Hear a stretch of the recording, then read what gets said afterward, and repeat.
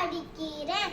அணிவரத்தே ஓடிவிட்டது, கிளிவரத்தேன் பறந்து விட்டது, மரம் பெறத்தேன் இருந்தும் திரும்பி வந்து விட்டது. என்னை அப்துல் கலாம் ஐயா மரம் பார்த்து பெருமையாக பேசியிருக்கேன். இன்னைக்கு மரத்தை பார்த்து அருமையாக ஒரு கதை சொல்ல போறேன், கேட்பீங்களா? ஒரு சாலை மரமா ஒரு வேப்ப மரம் இருந்துச்சு. அந்த வேப்ப மரத்துல விலங்குகளும் பறவைகளும் வாழ்ந்து வந்து அங்க ஒரு காக்கா கூழ் கட்டி வாழ்ந்து வந்துச்சு. அந்த காக்கா மரத்துட்டு வரனால நக்கா வந்து என் மரமே மரமே நான் ஊரெல்லாம் பறந்து சொல்றேன். எனக்கு நிறைய உணவு கிடைக்கும், எனக்கு நிறைய ஃப்ரெண்ட்ஸ் இருக்கான். ஆனா உன்னை பாரு, உனக்கு ஃப்ரெண்ட்ஸும் இல்லை, நடக்கவும் முடியாது, சாப்பிடவும் முடியாது அப்படின்னு காக்கா நக்கெல்லாம் சொல்லிச்சு. அதுக்கு மரம் சொல்லிச்சா சிரிச்சுட்டு என்னோட சிறு விதையில என்னோட மூச்சு காத்து உண்டுச்சு. ஆனா இன்னைக்கு நான் எல்லாரோட மூச்சு காத்துலையும் கலந்து இருக்கு. அது மட்டுமா நான் ஒரு படிக்காம ஒரு பெரிய டாக்டர் அப்படின்னு மரம் சொல்லிச்சா.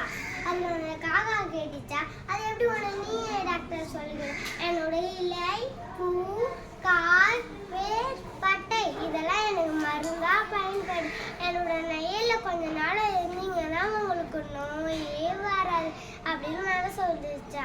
அதுக்கு அந்த காக்கா கேட்டுச்சா, வேற நல்லா நானும் என் ஃப்ரெண்ட்ஸுங்களும் மழை வர வைப்போம், நிலத்தடி நீரை சேமிப்போம், மண் அரிப்பை தடுப்போம் அப்படின்னு மரம் சொல்லிச்சா. அதுக்கு அந்த காக்கா கேட்டுச்சா, இவ்வளோ நன்மை சரி உன்னை போய் ஏன் மனுஷன் அவங்க சுயத்துக்காக என்னையும் நான் நுழைய வெட்டான் அப்படின்னு மரம் சொல்லிச்சா. அதுக்கு அந்த காக்கா அப்படி வெட்ட மனுஷங்களோட கோபமே வரலையா, நான் வாழும் வரை எல்லாருக்கும் உதவியா இருப்பேன், அடுத்தவங்களை சந்தோஷமா வச்சுக்கிறது உண்மையிலேயே மகிழ்ச்சி அப்படின்னு சொல்லிச்சு. காத்துல கம்பீரமா சேர்ந்து அடிச்ச மனிதர்களை நாமும் இந்த மனம் போல எல்லாருக்கும் உதவி செய்யறோம்.